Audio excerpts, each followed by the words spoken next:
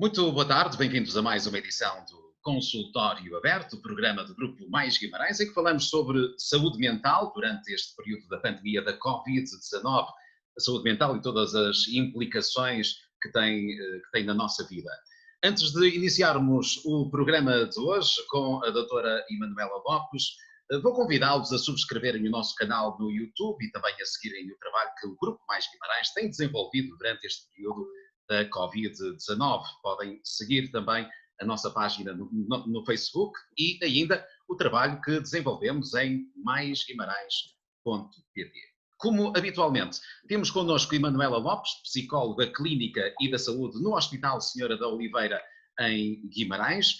Vamos respondendo a questões e dúvidas que nos são colocadas pelos nossos ouvintes, pelos nossos seguidores. E hoje também temos uma convidada especial. A doutora Marta Silva é chefe do Núcleo de Violência Doméstica e Violência de Género da Comissão para a Cidadania e Igualdade de Géneros. É a convidada de hoje porque hoje falaremos sobre violência doméstica neste período de pandemia. Emanuela, antes de mais, bem-vinda a este espaço, bem-vinda também doutora Marta Silva, ao consultório aberto. Emanuela, é um problema a considerar este da violência doméstica durante a pandemia?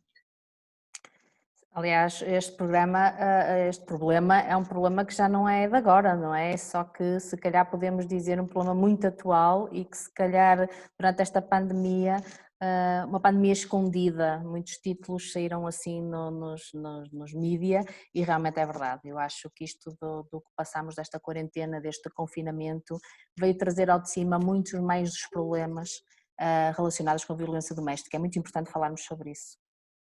Doutora Marta, obrigado por ter aceito este convite, estar connosco nesta tarde. É um problema que se agravou neste período da pandemia da Covid-19. É um problema que nós achamos que se intensificou em número e em intensidade e em complexidade. Embora os números de denúncias tenham decrescido muito acentuadamente, as forças de segurança relativamente ao período homólogo de 2019 tiveram menos 39% de queixas, e estamos em crer que não, porque não houve ocorrências, mas porque de facto as pessoas estiveram muito limitadas e a tomada de decisão de fazer queixa foi altamente coartada pelo facto das pessoas estarem em confinamento e com muitas outras variáveis, perdas de emprego, perda de rendimentos, as consequências que o fazer uma queixa ou fazer um pedido de apoio despoletam, e as pessoas muito cientes disso, da ruptura que isso implica muitas vezes na relação, terão optado por não denunciar o crime. Quando olhamos para um decréscimo de 39%, num período que sabemos que é absolutamente atípico para todos e todas nós e que aumentou os níveis de stress em qualquer família, seja ela funcional ou disfuncional, estamos em crer que estes 39% de redução não correspondem a uma redução real, mas que correspondem a uma menor visibilidade de um crime que ocorreu ainda mais entre quatro paredes, porque as pessoas nem sequer saíram para trabalhar, portanto nem sequer puderam pedir a ajuda a título informal que muitas vezes acontece nestes casos, que é aos vizinhos, às colegas de trabalho, a uma amiga ou um amigo. Portanto, um crime que é absolutamente no foro privado ficou ainda mais enclausurado e estamos em crer que esta panela de pressão que teve tapada é agora com o confinamento que vamos começar a ter os problemas a emergir e não se avizinham tempos fáceis. Mas houve alguma alteração desde o início deste desconfinamento nesses números? Já houve alguma revelação depois? Sim, não nas forças policiais ainda não temos números, mas temos os números dos atendimentos presenciais que as estruturas de apoio à vítima de todo o território nacional têm tido. Passámos por um período no início da quarentena em que houve um decréscimo muito acentuado de procura de ajuda, até porque as pessoas procuram ajuda eminentemente presencialmente, e esse presencialmente cessou quase por completo no início da pandemia, portanto as próprias estruturas passaram todo o seu atendimento para plataformas digitais, para WhatsApps, para e-mails, para contactos telefónicos. Depois, com a abertura progressiva destes canais de apoio, o que temos verificado nestes primeiros tempos de desconfinamento é um aumento de procura de apoio nas estruturas de atendimento e estamos agora a avaliar também o número de pedidos de acolhimento na rede nacional, nomeadamente de casas de abrigo e de acolhimento de emergência. Ainda não temos os dados fechados porque só os fechamos no próximo domingo, portanto os nossos períodos temporais são de quinzenais, portanto estamos muito expectantes para perceber, fechando a quinzena que fecha no dia 5 de junho e que corresponde à primeira quinzena de desconfinamento, que valores é que vamos ter de pedidos de apoio no limite, não é? O limite aqui, quando eu digo limite, é os casos mais graves em que foi preciso recorrer ao acolhimento institucional e, portanto, estamos em crer que vamos ter um aumento grande destes pedidos comparativamente com as quinzenas que fomos avaliando ao longo da pandemia. Agora, eu diria que até ao final do ano, dizendo um período, mas pode ser outro qualquer, vamos assistir a um aumento de procura de ajuda e de comunicações às polícias. Se não tivermos... Marta, deixa-me interromper. A procura foi presencial. Quando disse que agora as pessoas... Foi online também? Ai sim? Ok. Sim. Muito bem. O que é que eu acho que vamos ter aqui uma variável... Se tivermos... se não se verificar este aumento, que eu acho que empiricamente percebemos, eu acho que não temos ainda estudos, vamos ter estudos mais rigorosos, com outro tipo de fiabilidade, mas empiricamente quem trabalha nestas áreas percebe que esta diminuição não é real, não corresponde a uma diminuição real. E se todos e todas tivemos e estamos em situações de grande pressão social, familiar, estas famílias que já por si viviam em tensão só podem, salvo mecanismos que nos estão a escapar, só podem ter agudizado estas situações de tensão, não é? Porque as pessoas de repente viram-se 24 sobre 24 horas sem escapatória com o agressor. Agora, eu acho que há aqui variáveis que vamos ter que levar em conta. Eu não estou certa que toda a gente vá denunciar, aliás, as pessoas todas não denunciam, isso é uma realidade, não é? Estima-se que apenas 1/5 a 1/3 das pessoas que são vitimizadas denunciam às autoridades, portanto há logo 2/3 ou 4/5 que nem sequer aparecem nas estatísticas. E eu acho que vamos ter que ter aqui em conta várias realidades e o impacto da crise económica que se avizinha, a perda de trabalho, a perda de rendimentos, a absoluta incerteza que as pessoas têm quanto ao seu futuro laboral, económico, habitacional, vão condicionar muito fortemente a decisão de se fazer queixa e de se fazer a ruptura com uma relação abusiva. Ou seja, não chega a ter havido o crime para que a pessoa reporte de imediato às autoridades. Eu acho que estas variáveis, se já eram determinantes, vão ser absolutamente determinantes, não é? A precarização do mercado, do trabalho, a diminuição de rendimentos, a incerteza sobre, nomeadamente, se em setembro as crianças voltam ou não voltam à escola, ou se voltamos todos para uma quarentena, como é anunciado repetidamente, ou seja, há tantas variáveis e tantas incertezas que vão seguramente pesar na decisão da pessoa avançar para um processo de ruptura numa relação abusiva. Se já pesavam até fevereiro, a partir daqui vão ser determinantes. Não é? E vamos ter que pensar a vários níveis, vamos ter que pensar nas necessidades destas pessoas no imediato e vamos ter que pensar nas necessidades destas pessoas a médio e longo prazo. Por isso é que eu digo que vão ser meses muito, muito desafiantes para quem está nesta área.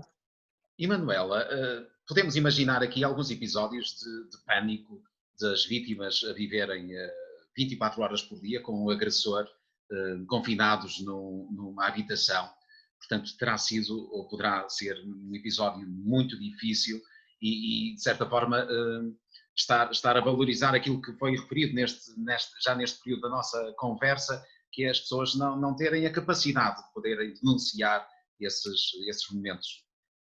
Precisamente, foi precisamente o que a doutora Marta disse e alguns relatos de algumas pessoas que logo desde o início, quando saímos com a quarentena, os confinamentos, que já falavam que tinham que ter alguns cuidados já da forma como iriam abordar, porque como iriam abordar portanto, o parceiro, o marido, porque iriam estar todos juntos, que iriam tentar não valorizar aquilo que estava dito, não tentar pegar com ele, portanto, logo no início nós já ouvíamos assim alguns relatos das pessoas já a prever, portanto, que isto não iria correr muito bem a esses níveis. Aliás, algumas pessoas até já estavam a preparar, que era, doutora, mas ele se beber mais que a conta, que também estou à espera disso, nós é para o quarto da minha filha que vamos e fechamos a porta, enquanto que ele estiver assim, enquanto que ele estiver mais agressivo, vamos tentar estar desta forma. Portanto, as pessoas já estavam, já desde o início, a prever algumas, não é? A prever algumas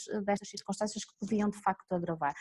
E contamos exatamente com o que está a dizer a doutora Marta, que mesmo nós trabalhando a um nível um bocadinho diferente do que trabalha a doutora Marta, as pessoas quando estamos à espera que agora nas consultas, de facto, que nos vão referir muito estas situações abusivas dentro de portas, algumas já foram-nos dito, foram-nos referidas, não é só a questão física, há muita questão psicológica, muitas questões que às vezes as pessoas nem valorizam como abuso, eu não sei se a doutora Marta, não valorizam isso como comportamento abusivo, por exemplo, não deixar falar com a família de origem, não deixar ter amigos, não deixar... Muitas vezes as pessoas não valorizam isto como um comportamento abusivo perante o outro.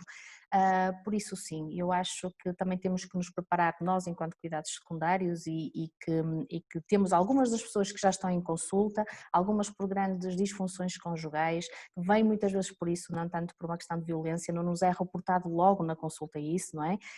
Estamos também a preparar para ouvir, não é? Na consulta isso e para também intervir. Eu posso só acrescentar uma coisa à Emanuela? Eu ia sugerir que nos tirássemos, eu por mim não faço questão de me tratar por doutora. Os doutores. Pronto. E a Emanuela disse uma coisa muito interessante, é que as vítimas desenvolvem estratégias de sobrevivência e o que lhes foi exigido nesta pandemia é que subissem o nível das estratégias de sobrevivência. Portanto, estas mulheres, maioritariamente, mas obviamente também homens e crianças, que é outra dimensão, porque as crianças deixaram de ir para as escolas e portanto deixaram de ser sinalizadas no sítio onde mais são sinalizadas, que é com os professores, com os educadores de infância, etc. Mas de facto as pessoas terão desenvolvido estratégias de sobrevivência nesta fase em que estiveram confinadas, portanto, eu não sei se gosto de chamar adaptativas ou não adaptativas, tenho algumas dúvidas, mas a verdade são as estratégias que lhes têm garantido a sobrevivência. Da mesma maneira que os agressores também terão desenvolvido competências diferentes de controlo, porque pela primeira vez na vida do casal, o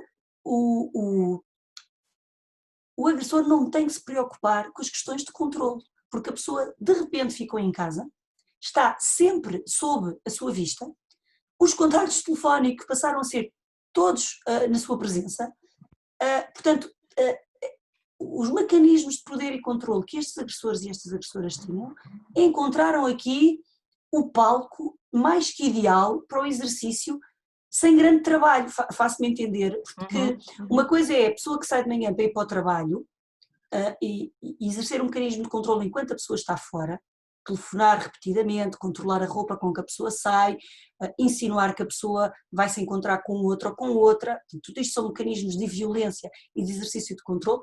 Neste cenário absolutamente atípico, isso foi, a vida foi entregue de bandeja ao agressor as estratégias que ele tinha. Portanto, este é o palco ideal.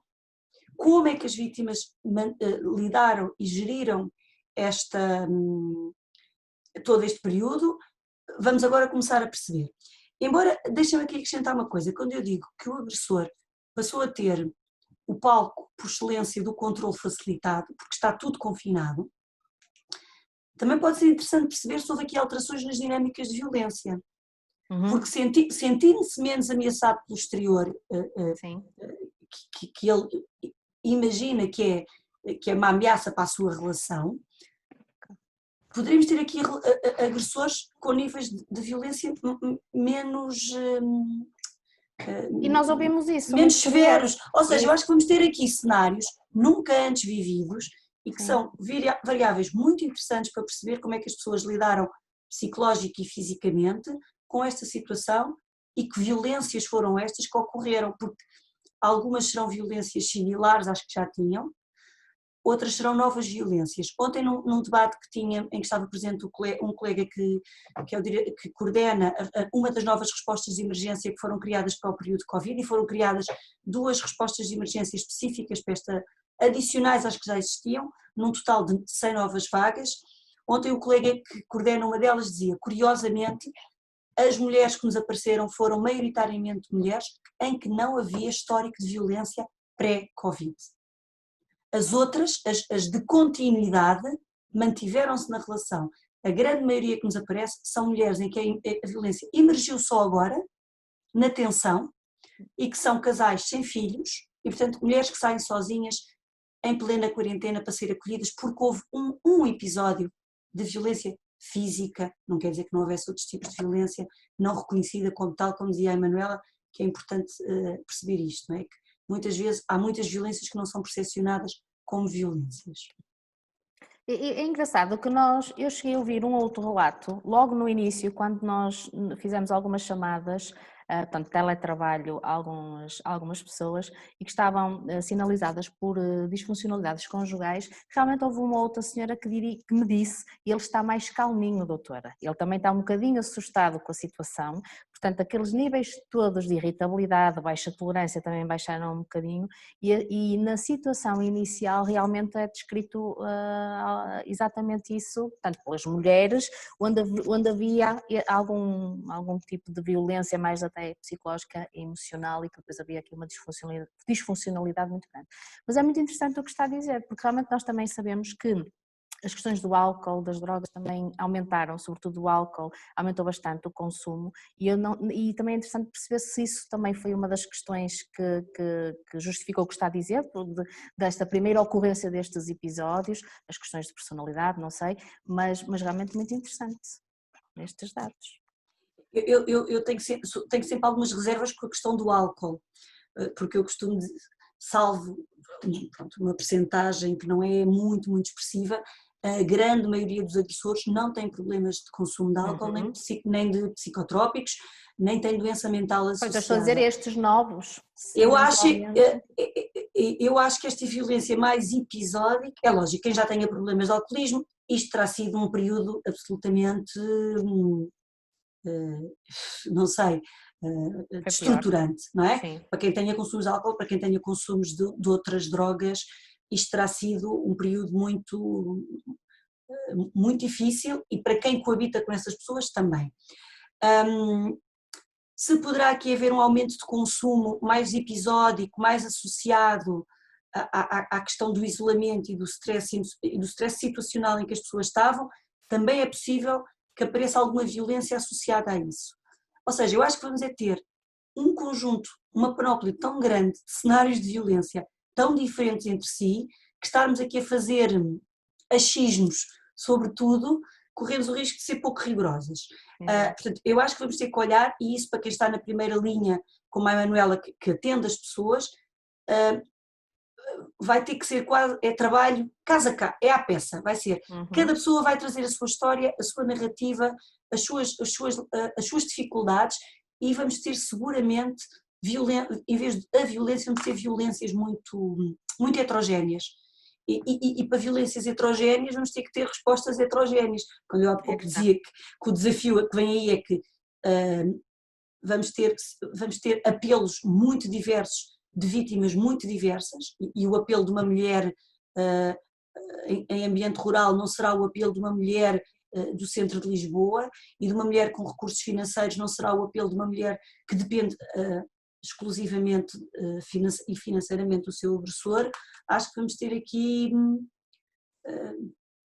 um segundo semestre bastante exigente para quem faz atendimento e a outro nível, quem pensa as decisões a um nível mais macro e a um nível mais nacional. Nem mais. E as vítimas, é-lhes garantida segurança após a denúncia dos casos? Como está organizado o sistema, permite-lhes denunciarem e depois sentirem-se seguras? É a pergunta que eu acho que devemos colocar neste momento. Essa é a pergunta para queijinho. É assim, eu acho que as pessoas devem sempre denunciar o crime, Sim. mas devem ser cautelosas e apoiadas nessa denúncia. Sempre que possível, a denúncia deverá ser feita acautelando o risco que essa denúncia vai despoltar. E, portanto, não é fazer a denúncia por fazer e sem preparar o tal plano B que o Eliseu está a falar. Eu tenho que saber que quando faço uma denúncia vou despoltar um conjunto de respostas do sistema que vai ter consequências no comportamento do agressor. E eu tenho que estar preparada, idealmente com o apoio externo, ou seja, não estar sozinha nessa escolha, e vou ter que saber que isto tem consequências. A pergunta de segurança, ora bem, a lei prevê um conjunto de medidas aplicadas em 72 horas após a denúncia, e eu diria que nos termos da lei, sim, essa segurança está cautelada. No É entanto, necessário sabemos para a vítima ter confiança no sistema. no sistema, exatamente. Portanto, está previsto, nomeadamente, que sejam decretadas um conjunto de medidas de coação aplicadas ao agressor que garantam a segurança da vítima. Isso está previsto acontecer e acontece numa grande maioria dos casos. Noutros casos não acontece, e isso temos que ser absolutamente honestos e honestas nestas questões, até porque validam ou não a decisão da pessoa ou das pessoas que conhecem a situação fazer denúncia do crime. Porque não é só a pessoa agredida que pode fazer denúncia do crime. Sendo um crime público, qualquer pessoa que tenha conhecimento de que aquele crime foi cometido deverá sinalizá-lo às autoridades policiais ou judiciais. A verdade é que sabemos que nem sempre, em todos os casos, são aplicadas neste intervalo das 72 horas medidas de coação de caráter urgente. E é por isso que, em última ratio, se propõe à pessoa o acolhimento em sítio confidencial. E, portanto, existem em todo o território nacional cerca de 670 vagas, cuja taxa de ocupação nesta fase andou muito próximo dos 100%, porque quem já estava acolhido não saiu, ou seja, os processos de autonomização destas estruturas em que a pessoa pode ficar, no caso das casas de abrigo, pode ficar 6 meses mais 6 meses, portanto pode ficar até 12 meses, no caso do acolhimento de emergência pode ficar 15 dias mais 15 dias, portanto até um mês. Neste período de confinamento ninguém saiu, porque as pessoas, ou saiu um número muito reduzido de pessoas, porque as pessoas que estavam acolhidas e que tinham os seus processos de autonomização em curso, ou perderam o emprego, ou entraram em layoff, ou os empregos que estavam na calha deixaram de se concretizar e, portanto, há um passo atrás, há um retrocesso no processo de autonomização. Havendo esta retenção de pessoas nas respostas de acolhimento, com aquelas que tiveram que entrar durante o período de quarentena, este limite de vagas das 670 tiveram muito próximas da sua taxa total de ocupação. Estamos em querer que agora, começando a abrir tudo, a economia, o trabalho, a mobilidade, estamos em querer que algumas dessas mulheres que tinham processos de autonomização iniciados, algumas poderão concretizá-los. Isto para dizer que no limite, falhando a aplicação de medidas de coação, pode-se sempre recorrer ao acolhimento institucional e numa situação de alto risco em que não tenha sido possível uma medida de afastamento ou de contenção do agressor, passamos para o plano B, que é a retirada da pessoa para sítio de segurança. Normalmente as pessoas são acolhidas longe das suas zonas de risco, zona de trabalho, a zona de residência, zona onde haja familiares, por exemplo, do agressor, portanto as pessoas são deslocalizadas com tudo o que isso implica de dano para a vida da pessoa, muitas vezes perda de emprego, as crianças têm que deixar as escolas que frequentam e, portanto, deveria ser sempre a última decisão técnica a tomar. É certo que o que impera é a segurança da pessoa e, no limite, o que é para a pessoa é, então, um acolhimento numa zona do país onde ninguém sabe quem ela é e onde ficará em segurança até que se reorganize a sua vida, com a ajuda, obviamente, de uma equipa técnica que coordena todas estas casas de abrigo e estas respostas de acolhimento de emergência. Como é que as pessoas podem fazer isso, Marta? Desculpa, Elisa. Se calhar é importante também... Sim, muito importante. O acolhimento quem pode fazer acolhimento, as entidades que podem fazer acolhimento estão estipuladas na lei. São, desde logo, os serviços competentes de segurança social, incluindo a linha nacional de emergência social, 144, a própria Comissão para a Cidadania e Igualdade de Género, as estruturas de atendimento a vítimas e as forças de segurança podem fazer acolhimento de emergência não passando por nenhuma destas outras estruturas. Portanto, são basicamente estas 5 estruturas que podem sinalizar e que podem propor à pessoa o acolhimento e fazem o pedido de acolhimento às várias estruturas, 37 casas de abrigo e 26 estruturas de acolhimento de emergência, solicitando vaga e, no fundo, instruindo o processo em que se inclui a avaliação do risco para perceber porque é que aquela pessoa está a ser feito aquele pedido de acolhimento. O transporte é assegurado pelo Estado através de um serviço de transporte que é da Comissão para a Cidadania e Igualdade de Género, mas os transportes, ou seja, os carros propriamente ditos, estão contratualizados com a Cruz Vermelha Portuguesa, porque tem frota em todo o território Portugal continental. Portanto, uma vez sinalizada a situação para acolhimento e garantida a vaga, é acionado este serviço de transporte que transporta a pessoa desde o sítio onde está, com os seus bens, até ao local de acolhimento. Portanto, as pessoas ligam para estas estruturas. Podem ligar diretamente para o 112 e com isso também será Não, acionado o 112 não faz acolhimentos de emergência, não faz Sim, acolhimentos mas orienta? de vítimas. Não, o 112 encaminhará para o 144. Isso, ok. Mas só é feito acolhimento quando se comprova elevado risco de revitimação, porque não se vai estar a desenraizar a pessoa do seu... Porque o ser acolhido implica um conjunto de privações da pessoa que é acolhida, que a pessoa tem que estar plenamente informada para poder fazer uma escolha absolutamente informada sobre o seu acolhimento, não é? Claro. Pontualmente aparecem pessoas a quem não foi explicado o que era uma casa de abrigo.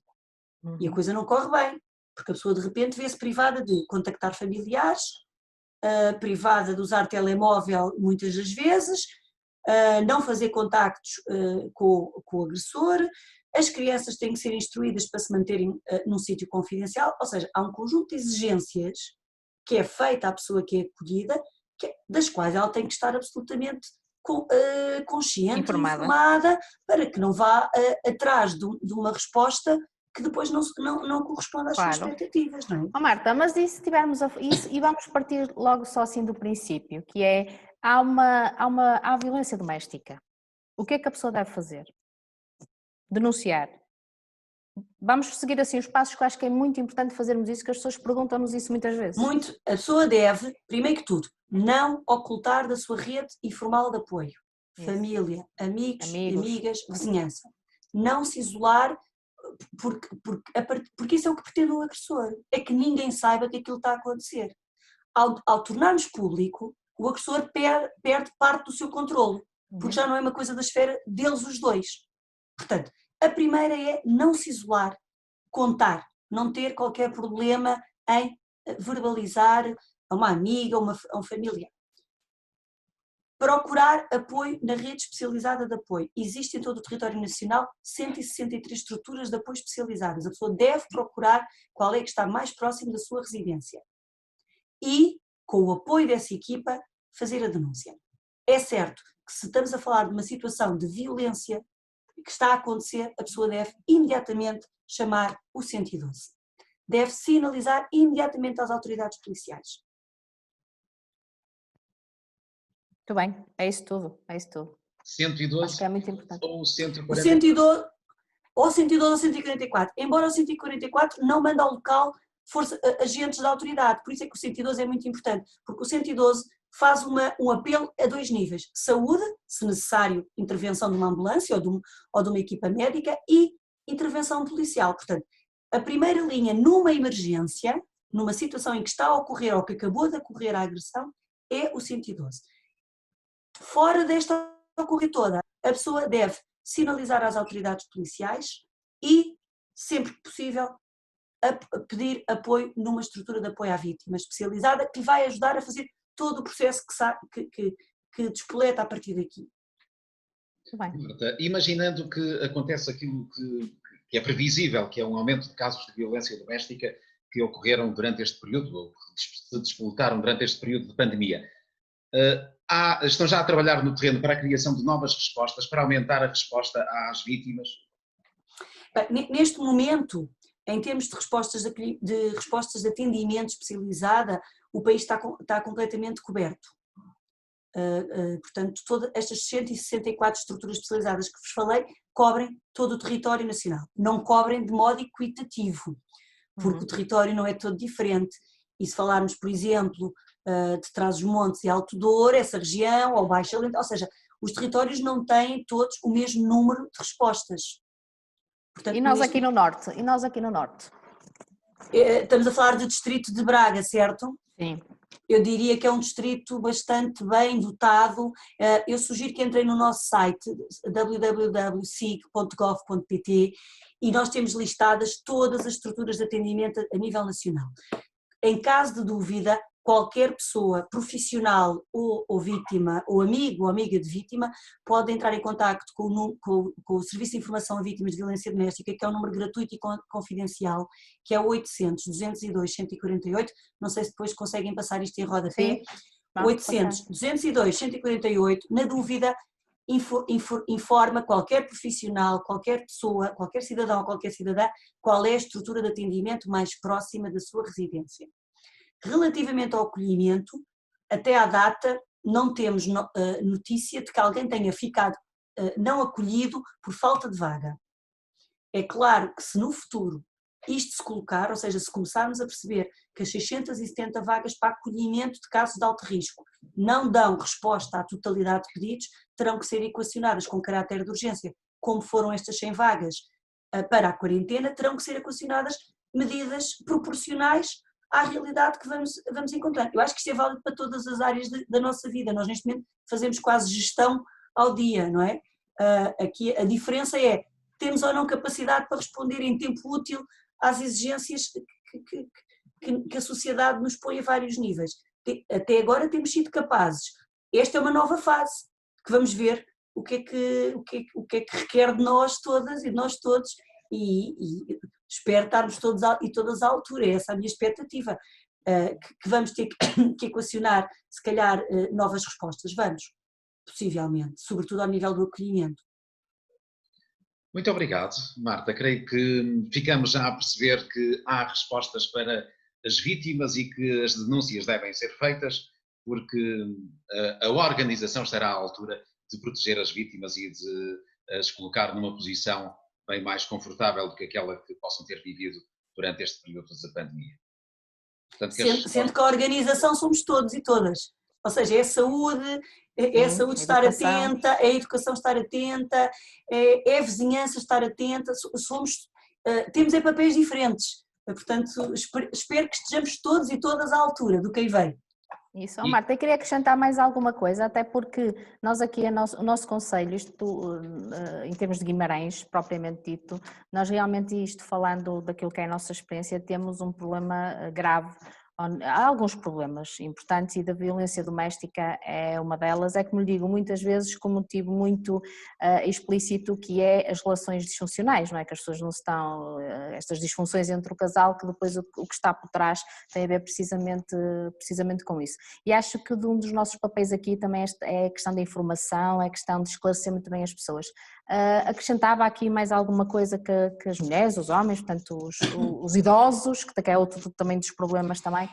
Eu acho que é muito importante para aqueles e para aquelas profissionais que não são das estruturas especializadas, mas que são, grande parte das vezes, a porta de entrada destas situações, e refiro-me saúde, segurança social e educação, que não tenham medo de fazer a pergunta, que na mesma medida que fazem outras perguntas sobre hipertensão, diabetes, história familiar, que perguntem, que obriguem a fazer o disclosure da situação, que tragam, a pessoa pode não responder na primeira vez, mas sentindo a abertura do profissional, seja ele de que área for, de que há espaço para fazer aquela revelação, isto é fundamental, que seja quase uma prática profissional corrente, inquirir sobre as questões de violência, que pode ser feita de muita maneira, não tem que ser feita à queima-roupa, a senhora ou o senhor são vítimas de violência, mas explique-me lá, no casal tudo corre bem, mas não corre bem quando?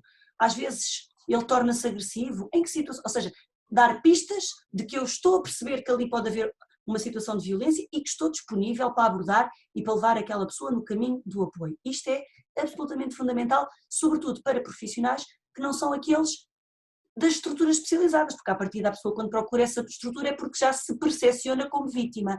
Os outros serviços todos, que é a maioria dos serviços onde as pessoas vão, emprego, segurança social, as colegas das câmaras municipais, têm que estar dotados desta competência de fazer a pergunta para que a pessoa possa fazer a revelação da violência.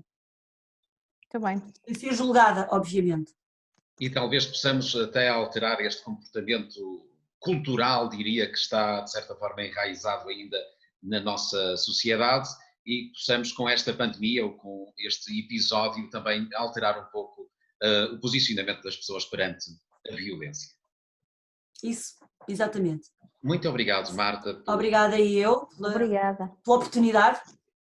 E esperamos estar também a ajudar quem esteja a ser vítima neste período de algum tipo de violência doméstica. Muito bem. Muito obrigado. Obrigada. E muito bem. Obrigada eu. Obrigada.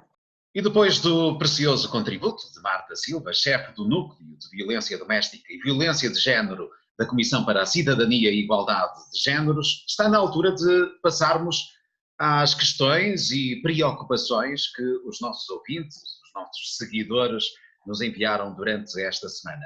Aproveito para lembrar os meios que poderá utilizar para nos enviar as suas questões, as suas preocupações. Pode fazê-lo para o e-mail leitor@maisguimarães.pt, por mensagem privada para a nossa página no Facebook ou até para o nosso Instagram, também por mensagem. São estes os meios que poderá utilizar para enviar as suas questões, que depois a doutora Emanuela Lopes, aos sábados, às 14 horas, terá a resposta. E vamos falar hoje, ou vamos continuar a falar sobre a violência doméstica durante este período de pandemia, um problema que vem de trás, de facto, não surge agora, mas continua a preocupar a comunidade médica e, sobretudo, os psicólogos, como a doutora Emanuela. É uma preocupação significativa em Guimarães, já agora coloco-lhe essa questão.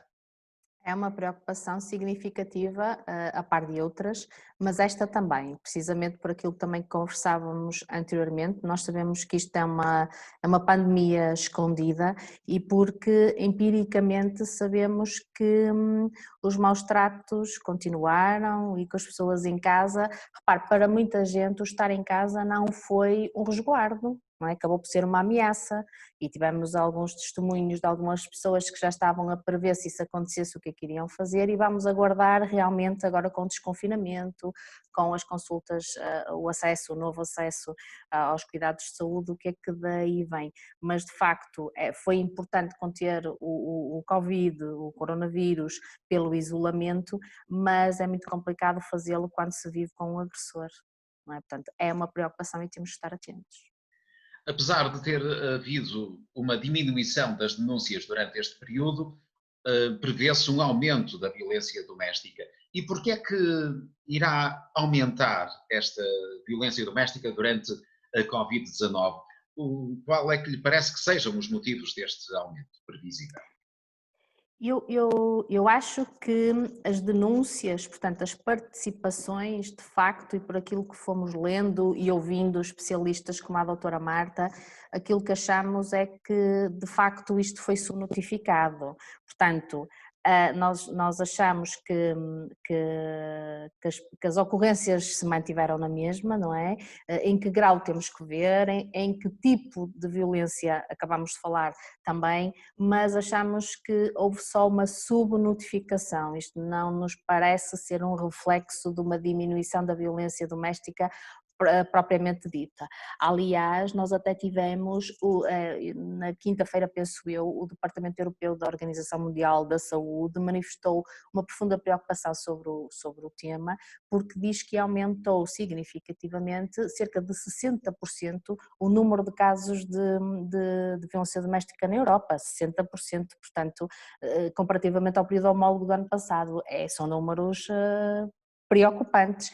E aquilo também que ele dizia é que aumentaram os casos da violência interpessoal, sobretudo entre parceiros íntimos e sobretudo quanto a crianças, o que também é muito chocante, não é?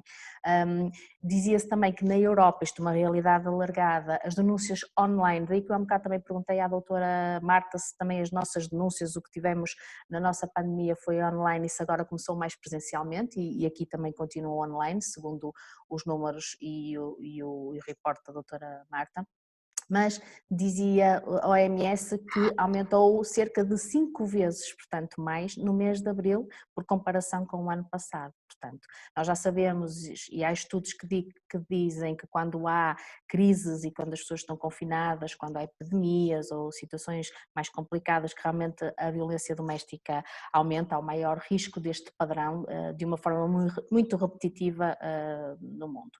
E sabemos que as evidências apontam mais ou menos para 1 em cada 3 mulheres sofrem de violência doméstica por um parceiro íntimo, violência que pode ser também sexual, e também sabemos que 1/3 dos homicídios e mais falados, é o que mais ocorre em relação às mulheres, são de facto cometidos pelos parceiros mais íntimos.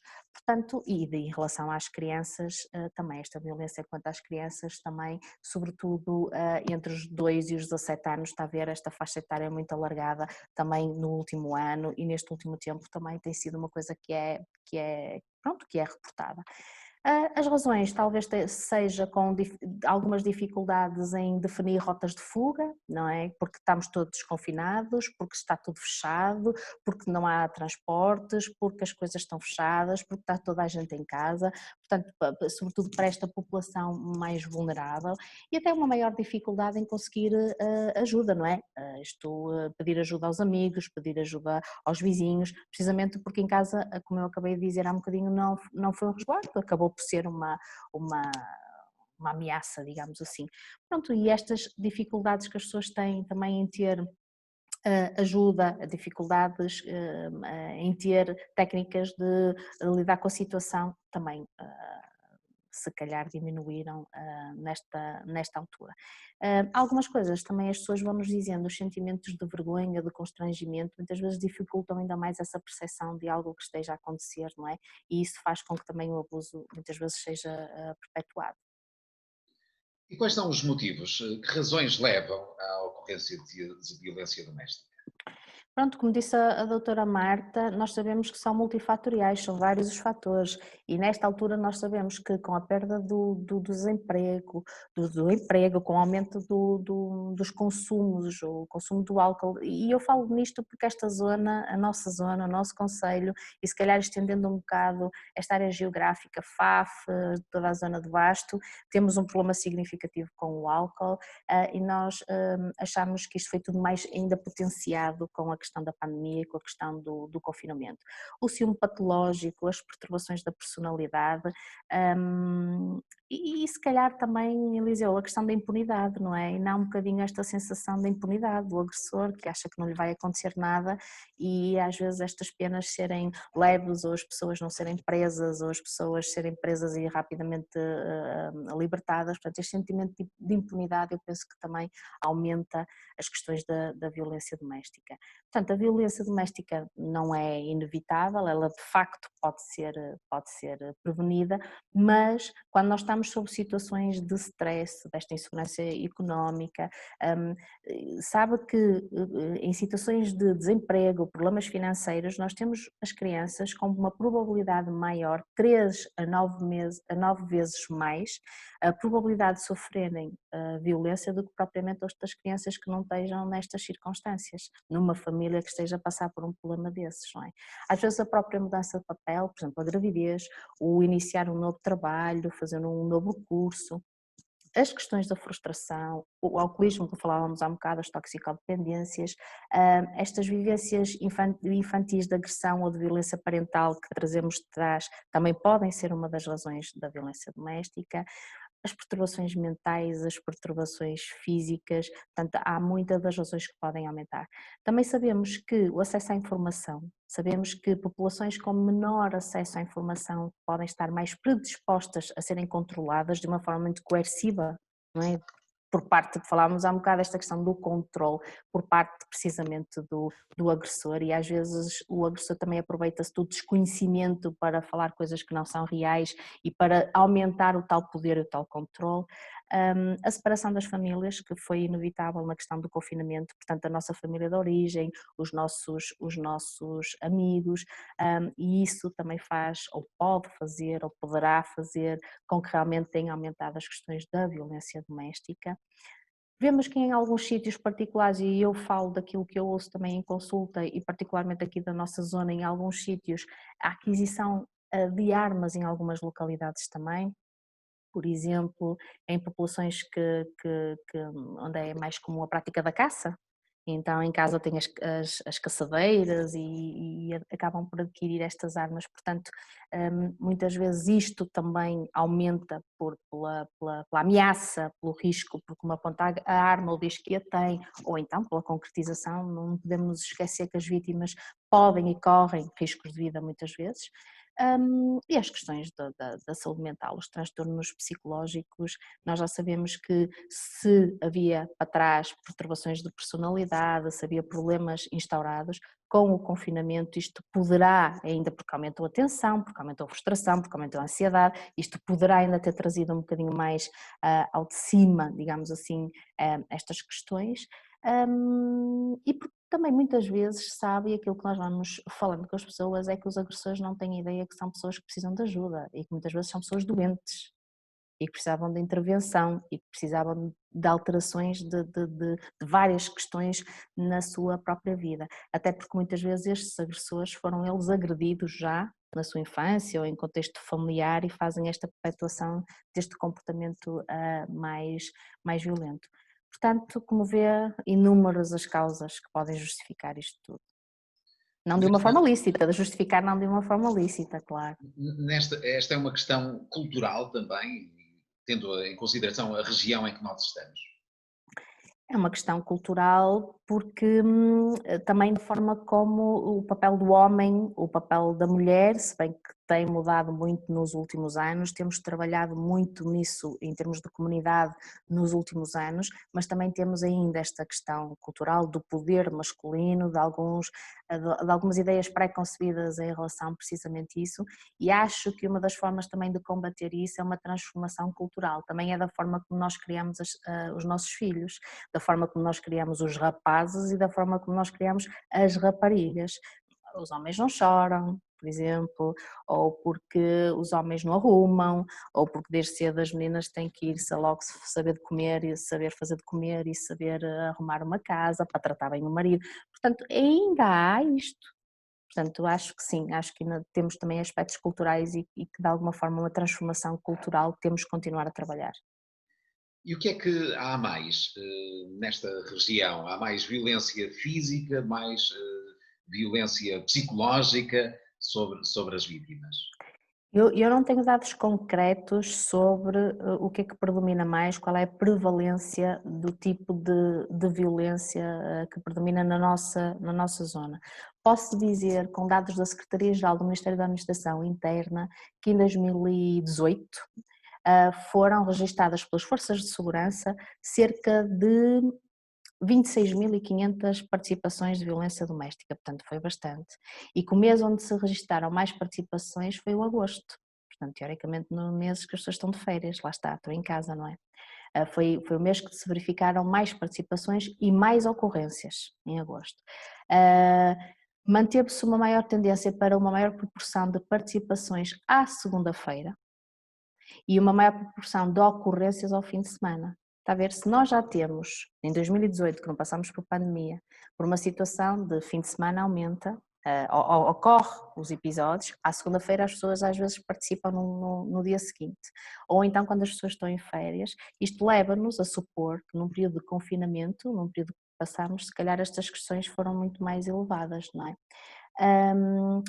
E E que a lá está, segunda-feira será este período de desconfinamento, provavelmente. pode ser, exatamente.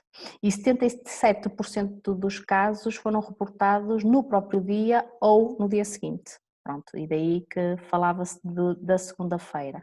65% foi de violência física e 76% de violência psicológica, cerca de 1,9% de violência sexual, mas esta também não, da minha experiência não é muito reportada. A económica 6,8% e a social 13,2%. Portanto, o que percebemos a nível nacional em 2018 é que houve maior violência psicológica do que física. Se me pergunta da minha experiência, é muito maior a violência psicológica do que a violência física. E acho que isto também é importante. Em termos muito gerais, a vítima é uma vítima 83% do sexo feminino, portanto estamos a falar de mulheres, estamos a falar de maioritariamente mulheres casadas, com uma média de idades de 42 anos. Portanto, isto não é necessariamente, está a ver, quer dizer, não são muito jovens, nem são a população idosa, e que não dependia economicamente do denunciado, cerca de 84%. E depois o que viram também é que 73% das pessoas estavam casadas. Portanto, e que estava muito relacionado com essa questão. São números que nos chocam significativamente. Eu vou chamar-lhe só a atenção para o número de 84% que não dependiam ou dependiam economicamente. Que não dependiam economicamente do denunciado. O denunciado, 85% foi do sexo masculino, portanto é mais ou menos a ideia que nós temos, portanto são mais os homens os agressores, casados, com uma média de idade de 43 anos. Portanto, muito próximo daquilo também que é as vítimas. E eles também não dependiam economicamente da vítima, portanto, pressupõe-se que as pessoas trabalhavam e que tinham os seus rendimentos e que não dependiam, portanto, esta coisa que achamos também que tem muito a ver com questões económicas, nem sempre é assim. Nem sempre é Temos assim. que considerar que quem faz a denúncia, quem denuncia, não depende do agressor. E se Não calhar depende por do isso faz a denúncia, ou não.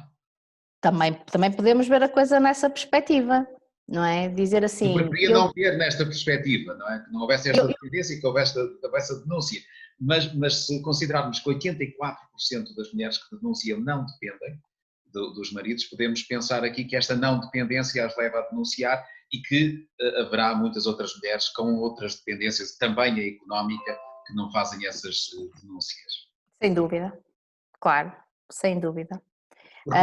Também relativamente a isso, já que também foi uma questão que recebemos esta semana, que nos perguntavam porque é que as vítimas não denunciavam e não terminavam com esta situação de serem vítimas de violência doméstica. Portanto, poderá também responder a essa questão que nos foi colocada durante esta semana. Claro, porque pode ser, de facto, às vezes o que nos dizem tem a ver com a questão da questão económica, porque não tenho qualquer emprego, não tenho qualquer rendimento e não consigo, de facto, ir para uma casa e suportar todas as despesas que requer uma casa ou levar os filhos. Portanto, pode ser a questão económica, mas não é sempre. E aí é que é curioso isso, é que não é sempre.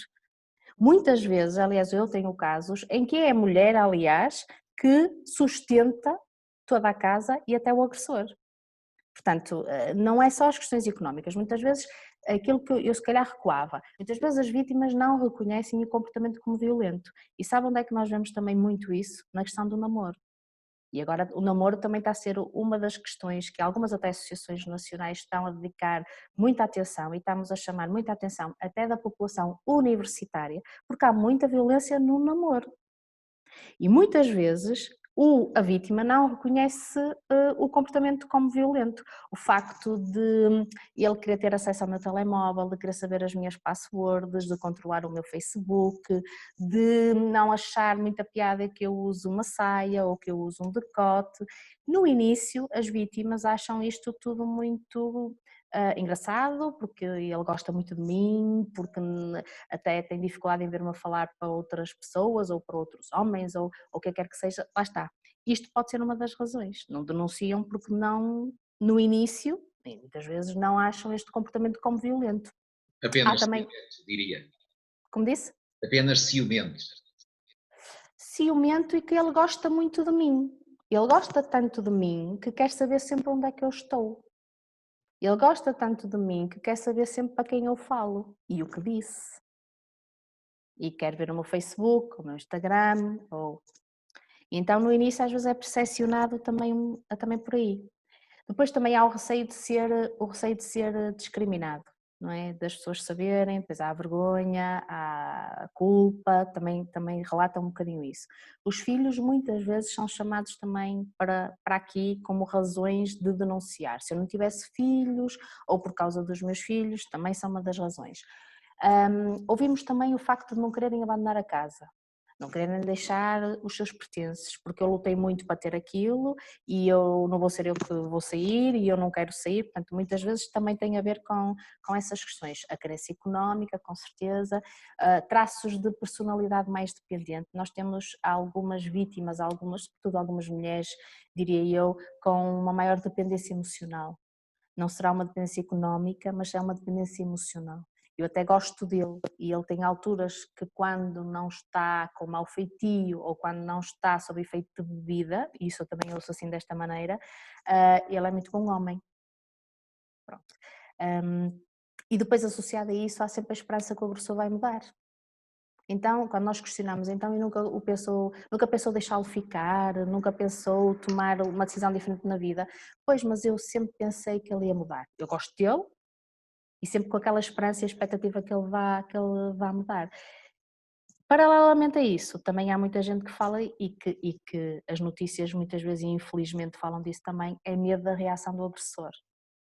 Há pessoas que dizem, doutora, se eu peço um divórcio, eu tenho medo que ele me mate, por exemplo. Não é? Então isto faz com que se mantenham num registro de uma violência doméstica. Portanto, há aqui, se calhar, também poderá ser oportuno falar aqui no ciclo da violência doméstica. Como é que isto mais ou menos funciona? E há aqui 3 fases, se bem que a última depois faz com que o ciclo continue, que é, primeiro há um aumento da tensão, não é? Aquelas tensões acumuladas no cotidiano, que vai pelas injúrias, o chamar nomes, o responder torto, ameaças tecidas pelo agressor, que criam na vítima uma sensação de perigo iminente, não é? As pessoas ficam sempre muito assustadas porque não sabem. Aliás, eu tinha uma senhora que me dizia, eu nunca sei como é que ele vai abrir a porta, se bem disposto ou mal disposto, se me vai tratar bem ou não. Portanto, esta sensação de perigo iminente. E depois há o ataque violento, em que o agressor maltrata, que pode ser fisicamente, que pode ser psicologicamente a vítima, e isto pode escalar de frequência, pode escalar também de intensidade. E depois o que é que nós costumamos ver? É a fase de lua de mel, em que o agressor envolve a vítima na atenção, no carinho, pede desculpa, diz que vai mudar, que isso nunca mais vai acontecer, está profundamente arrependido e depois para fechar o ciclo o que é que acontece? De facto, quando o agressor sente que está perdoado, inicia outra vez o ciclo da escalada da agressividade, a tensão volta a aumentar e há que começar outra vez a discórdia e o ciclo repete-se e de facto muitas vezes dá um desfecho que é só ligar as notícias e ultimamente a mais noticiada tem sido a da Beatriz, não é? A miúda que faleceu, vítima, lá está, de uma coisa brutal, de um assassinato brutal. Portanto, há que terem atenção a isso, há que terem atenção a esta fase de lua de mel e há que terem atenção de facto, a este padrão.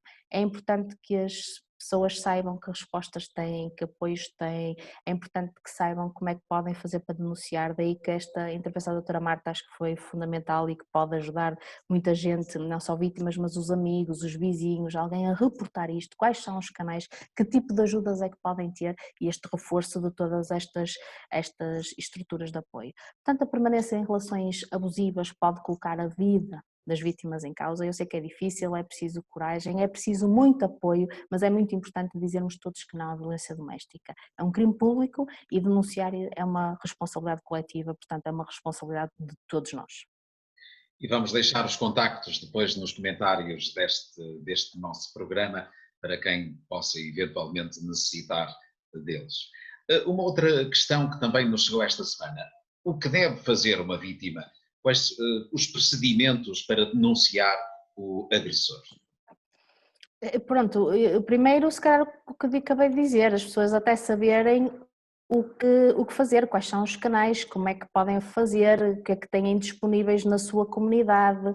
Pronto. A doutora Marta também falou de uma questão muito importante, aliás, quando questionámos até sobre isso, que é dizerem aos amigos, quer dizer, manter o contacto com pessoas da sua confiança, amigos, familiares, vizinhos, quer dizer, dizer o que é que se passa, pôr isto, a pedir ajuda, que também é muito importante, portanto, identificar estes membros da família, da vizinha, que possam de facto acolher se tiver que sair de casa, se tiver que ter o tal plano B.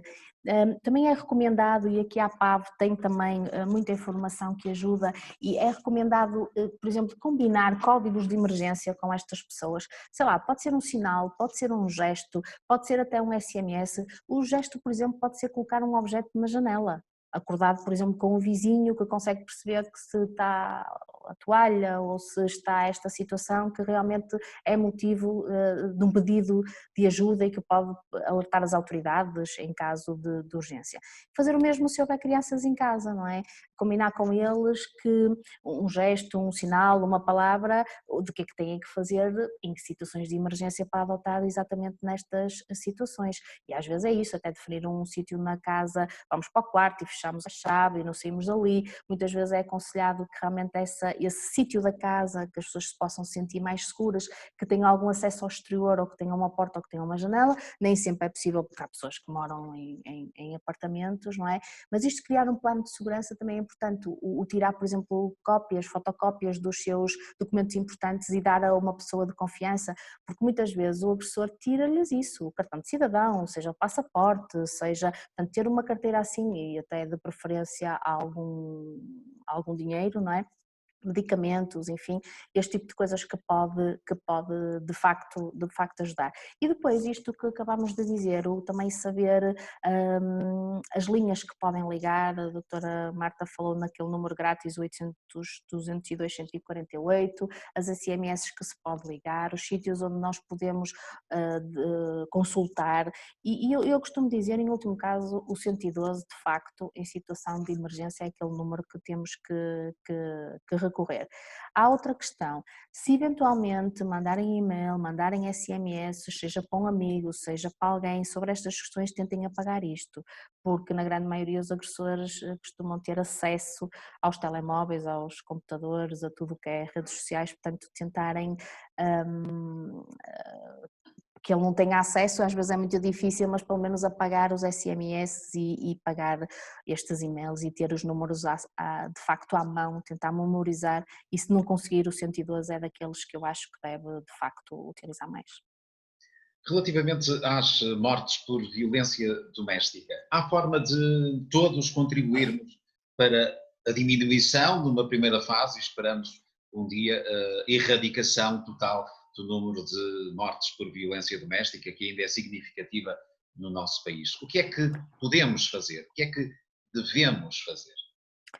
Eu acho que sim, eu acho que isto é uma responsabilidade de todos e aqui a comunidade em geral, a comunidade dos amigos, os vizinhos, todos têm um papel de facto importante naquilo que é a violência, porque a violência não é um assunto privado, não é entre homem e mulher, não se mete a colher, não é? Quer dizer, não é, acaba por ser de responsabilidade de todos, portanto se virem alguma coisa, souberem de alguma coisa, é importante também que as pessoas denunciem, da mesma maneira como fomos todos capazes de ajudar e de criar grupos voluntários, de ir fazer compras, ir à farmácia e ajudar determinadas pessoas, temos que fazer igual num nível diferente, que é, se tiver que chamar a polícia ou se tiver que denunciar o caso, pois com certeza.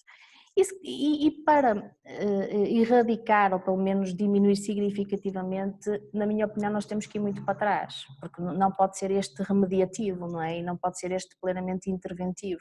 Então, eu falei há um bocado da transformação cultural e eu acho que da forma como também educamos os nossos filhos, é importante também falarmos sobre isso e refletirmos todos um bocadinho sobre isso. É importante, se calhar, e isto é uma revolta que eu acho que é um pouco geral, a revisão do Código Penal, não é? Relativa às penas, às punições, se calhar temos de ter uma mão mais pesada em relação aos agressores, e isso ouve-se muitas pessoas a falar e eu diria que é uma revolta muito, muito geral. A celeridade nos processos, não é, Eliseu? Quanto tempo é que demora uma situação destas nos tribunais, não é? Na nossa justiça perpetua-se mesmo muito tempo. Nós às vezes ouvimos as pessoas dizer: eu já nem quero saber, eu por mim até desistia e eu já nem me importa com isto, porque cansa mais os anos que as coisas demoram a resolver-se do que propriamente a situação em si. E também acho que uma formação mais específica às pessoas que trabalham nesta área também era importante, seja às forças policiais, se bem que eu acho que já houve uma mudança significativa nesta área, aos juízes, acho que também era uma questão importante, porque volta e meia vamos sendo confrontados com notícias que se calhar merecia uma leitura um bocadinho diferente. Recuando ainda um bocadinho mais, eu acho que, para além de termos que reabilitar, isso é outra questão. Uma questão que é remediativa e que é, no momento, que é, nós pomos os agressores na cadeia e depois o que é que fazemos com eles? Isto tem sido uma da discussão também nos últimos tempos.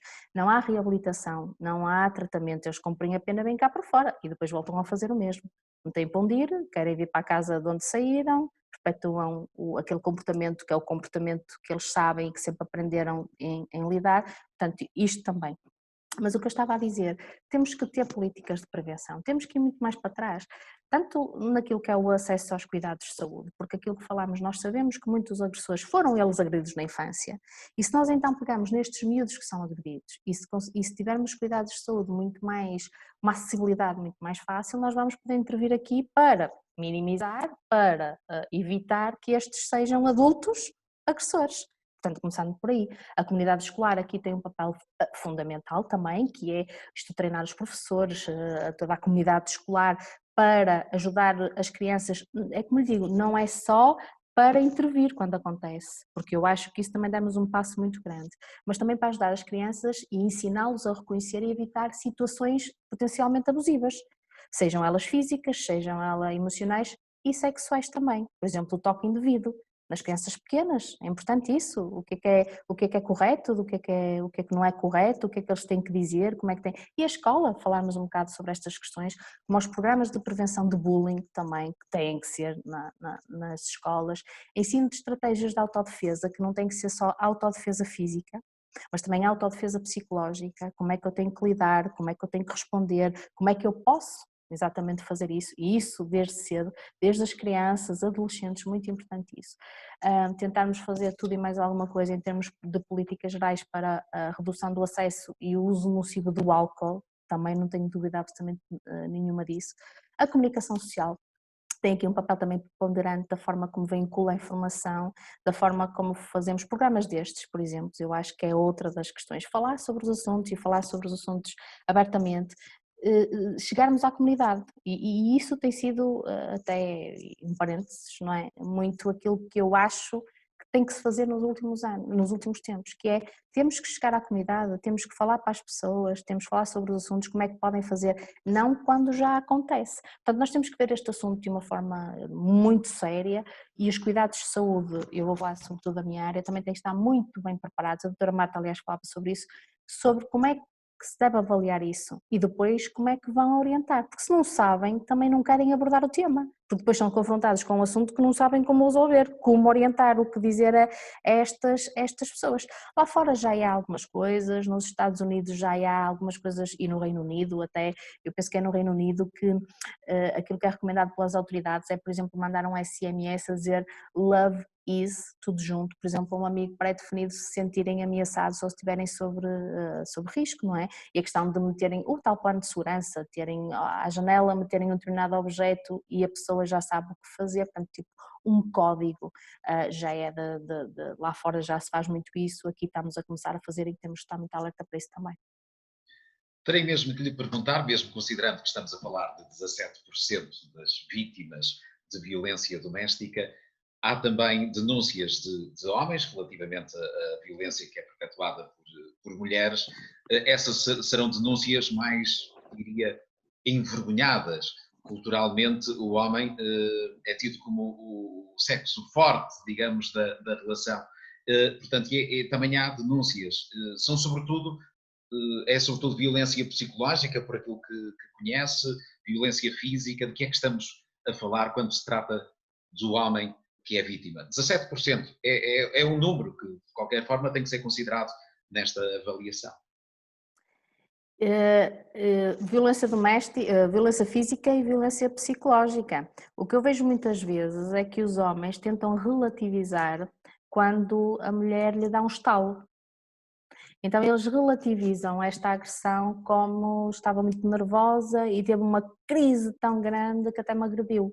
Então desvalorizam isso, não é encarado com a mesma força, digamos assim, que é encarado por uma mulher se levar um estalo. Isto também em termos culturais.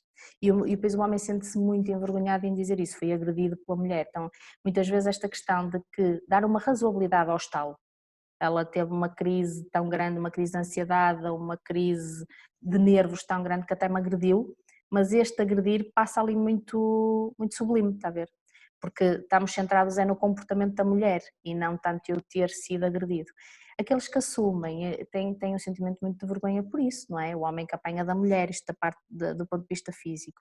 Do ponto de vista psicológico, as agressões psicológicas eu diria que devem predominar no homem estrondosamente, uma diferença muito grande, porque há muitos homens de vítima de violência psicológica, de violência emocional, de mulheres que maltratam, que chamam nomes. Temos o que eu falei há um bocado de controlar os telemóveis, de controlar as passwords. Há mulheres a fazer isto a homens. E depois também ouvimos dos dois lados esta relativização, que é, doutora, eu também não tenho nada a esconder, eu deixo o meu telemóvel, se ele quiser mexer ou se ela quiser mexer, tudo bem. Está a ver? E não é encarado como um comportamento abusivo. Ou então em relação também à forma de vestir, ou ao facto de estarem, por exemplo, no café e entra uma mulher e o homem olha, e então rapidamente a mulher fica mais incomodada e agride psicologicamente, e agride verbalmente, às vezes não é no sítio, mas é em casa. Então é uma das coisas que nos relatam também. Muito obrigado, Emanuela, por estes esclarecimentos relacionados com a violência doméstica. Volto a referir que vamos colocar os contactos para as denúncias nos comentários desta edição do Consultório Aberto. O programa que regressa na próxima semana com mais um tema pertinente e que salvaguarda a saúde mental das pessoas, o sono. Sobre o que é que vamos concretamente falar na próxima semana? Pois, o sono dava para muitos programas, não é?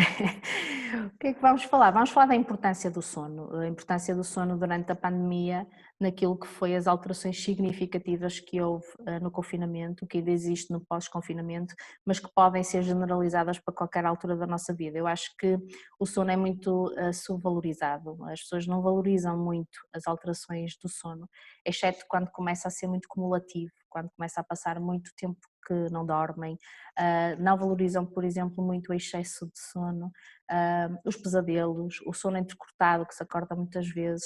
Portanto, falar neste tipo de alterações, as consequências que há muitas consequências físicas e há muitas consequências psicológicas, é importante se calhar alertar as pessoas estarem atentas e o que é que podem fazer, porque isto pode trazer efeitos muito nefastos para a saúde, daí que é um tema muito importante falarmos também. E falaremos no próximo sábado a partir das 14 horas. Muito obrigado, Emanuela, pelo contributo em mais uma edição do Consultório Aberto. Obrigada. Vou convidá-los a subscreverem o nosso canal no YouTube, também a seguirem a nossa página no Facebook, a página de Mais Guimarães, e a saberem as notícias da atualidade em maisguimarães.pt. Quanto ao Consultório Aberto, enviem-nos as vossas preocupações, as vossas questões para leitor@maisguimarães.pt, por mensagem privada para a nossa página do Facebook ou então por mensagem para o nosso Instagram, para o Instagram de Mais Guimarães. Obrigado por estarem desse lado. O consultório aberto com a doutora Emanuela Lopes, psicóloga clínica e da saúde no Hospital de Guimarães, regressa no próximo sábado a partir das 14 horas. Agradecemos por estarem desse lado a acompanharem este programa e aproveitamos para desejar-lhes um bom fim de semana.